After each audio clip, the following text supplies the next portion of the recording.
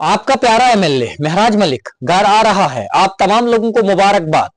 जम्मू कश्मीर के कानून साज असेंबली को मुबारकबाद। उन तमाम लोगों को मुबारकबाद जिन्होंने ये तमाम तर लवाजमात की है। दोस्तों, ऐसा आप सोच रहे हैं कि शायद ईद पर एमएलए डोडा महराज मलिक घर आएगा और हम मुबारकबाद देंगे कानून साज असेंबली को, क्योंकि कानून साज असेंबली में एक बार फिर से डोडा का चिराग जो है फिर से जलेगा और लोगों को रोशनी दिखाएगा। आज से पहले 6.5 महीने पहले एक वाका जिला डोडा में और लद्दाख में होता है, जिस वाकये के अंदर दो बड़ी शख्सियात को जो है हिरासत में लिया जाता है। एक डोडा से एमएलए डोडा महराजुद्दीन मलिक जिनको पीएसए लगाया जाता है, तो वहीं पर लद्दाख से social activist, political activist, scientist Sonam Wangchuk को जो है हिरासत में लिया जाता है और उनको जो है एनएसए नेशनल सिक्योरिटी एक्ट लगाया जाता है, जिसके तहत यह कहा जाता है कि सोनम वांगचुक ने लद्दाख में दंगा कराने की, भड़काने की कोशिश की, जिसके कारण लद्दाख में काफी नुकसान हुआ और लद्दाख के लोगों को जो है सोनम वांगचुक से खतरा है, जिसके ऊपर जो है बाद में एनएसए नेशनल सिक्योरिटी एक्ट लगाया गया। बाद में उनकी वाइफ गीतांजलि ने जो है उनका केस जो है सुप्रीम कोर्ट ऑफ इंडिया में जो है पेश किया। वहां पे लड़ाई अपनी लड़ी और कामयाब हुए। अब 17 मार्च को जो है Supreme Court of India Wangchuk के ऊपर फैसला सुनाने वाली थी। सरकार को लगा कि हम तमाम तर जो हमारे पहलू है ये फ्रॉड चल रहे हैं। हमने इल्जाम लगाया था कि सोनम वांगचुक ने जो है एनएसए के जो रोल है उनको तोड़ा, मगर ये तमाम तर चीजें जो है झूठ निकल रही है। जितनी भी दलीलें वांगचुक के वकील ने दी थी वो तमाम तर दलीलें सही निकल रही थी, और वहीं पर जो अपोजिट वकील था उसकी दलीलें जो है एक के ऊपर एक फ्रॉड निकल रही थी। सरकार ने सुप्रीम कोर्ट के फैसले से पहले ही जो है वांगचुक को रिहा कर दिया, रिलीज कर दिया, और वांगचुक जो है इस वक्त लद्दाख में है। वांगचुक ने कहा कि बहुत सारी चीजें इतने टाइम में मेरे साथ हुई, मगर मैं झुका नहीं, मैं रुका नहीं। मैंने अपना हौसला जो है डट कर जो है रखा और अपने हौसले को, उसी हौसले ने मुझे कामयाब किया।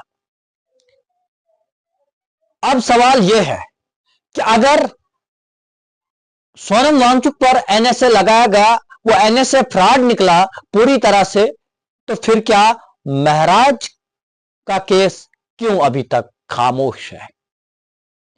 महराज के बच्चे 4 बेटियां इंतजार कर रही है कि आखिरकार कब हमारा बाप जो है वापस आएगा और हम उसके साथ ईद बनाएंगे। इस ईद पर लोगों को कपड़े खरीदने से ज्यादा इस चीज का इंतजार है कि एमएलए को कब छोड़ा जाएगा। पिछले 6 महीने लगभग 10 दिन से ज्यादा का वक्फा हो चुका है, क्योंकि 8 मार्च को 6 महीने पूरे महराज मलिक के जेल में हो गए हैं और इंतजार यह किया जा रहा था कि महराज मलिक का पीएसए का जो केस है, कम से कम उसकी जो सजा होती है 6 महीने होती है, और 6 महीने के बाद उसको रिहा किया जाएगा, रिलीज किया जाएगा, मगर अभी तक नहीं किया गया। महराज के जितने भी केसेस पुराने थे, जितने भी एफआईआर थे, उनमें से ज्यादातर खारिज हो चुके हैं। अब उनके ऊपर कोई बड़ा एक्ट नहीं बनता है। केस को जो है यहां पर एक सेफ मोड में रखा गया था। यह बताया गया था honourable Jammu and Kashmir Ladakh high court की जानिब से कि 8 दिन का समय जो है दोनों पार्टीज को मिलता है कि अगर किसी भी पार्टी की तरफ से कोई भी पिटीशन जो है दायर करनी होगी वो कर सकता है, मगर दोनों पार्टी की तरफ से ऐसा कुछ नहीं हुआ। हफ्ते के बाद उसके बाद फैसला सुनाना तय था, मगर हफ्ता भी हो गया, 2 हफ्ते भी हो गए, 3 हफ्ते भी हो गए, अभी तक केस में कोई भी सुनवाई नहीं हो रही है। फाइनल इंतजार लोगों का है। Honourable Jammu and Kashmir Ladakh high court के ऊपर नजरें बनी हुई है कि आखिरकार कब एमएलए डोडा को छोड़ा जाएगा, कब रिहा किया जाएगा। आखिरकार गुनाह क्या था उनका किस गुनाह के ऊपर जो है उनको पीएसए लगाया गया है। पीएसए का मतलब होता है पब्लिक सेफ्टी एक्ट। पीएसए उन लोगों के ऊपर लगाया जाता है जो अक्सर देवदार की स्मगलिंग करते हैं, टिम्बर की स्मगलिंग करते हैं या स्लीपर की स्मगलिंग करते हैं। इसके अलावा ड्रग्स स्मगलिंग करते हैं, तस्करी करते हैं। उसके अलावा जो अवाम के लिए खतरा होता है उसके ऊपर पीएसए लगता है। मगर क्या अवाम के चुने हुए नुमाइंदे से अवाम को खतरा है? यह पहली बार देखने को मिला। ये मैं नहीं कह रहा हूं, ये डिस्ट्रिक्ट डोडा के लोग कह रहे हैं। महराज मलिक के 3,56,000 के आसपास फॉलोवर तब थे जब महराज जेल चले गए थे। अगर आज की बात करूं मैं तो आज जो है लगभग 6 लाख से ऊपर या 6 लाख के करीब जो है उनके फॉलोवर जो है उनके फेसबुक पर है। इससे साफ पता चलता है कि महराज के चाहने वाले सिर्फ डोडा में नहीं है बल्कि पूरे हिंदुस्तान में है।